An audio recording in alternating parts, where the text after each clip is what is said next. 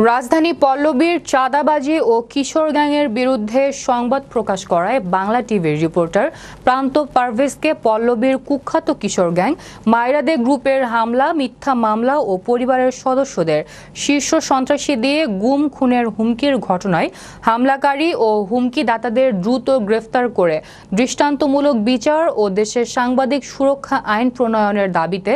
মানববন্ধন ও বিক্ষোভ সমাবেশ অনুষ্ঠিত হয়েছে।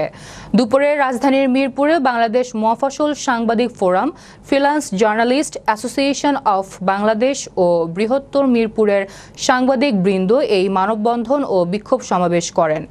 উক্ত মানববন্ধনে প্রধান অতিথি হিসেবে বক্তব্য রাখেন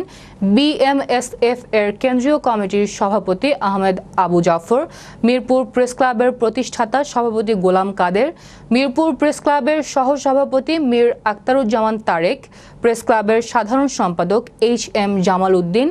যুগ্ম সাধারণ সম্পাদক কাজী ওবায়দুর রহমান ও এশিয়ান টিভির স্টাফ রিপোর্টার মুসা মিয়া সহ ঢাকা বিভাগের বিভিন্ন সাংবাদিক সংগঠনের নেতৃবৃন্দরা উপস্থিত ছিলেন।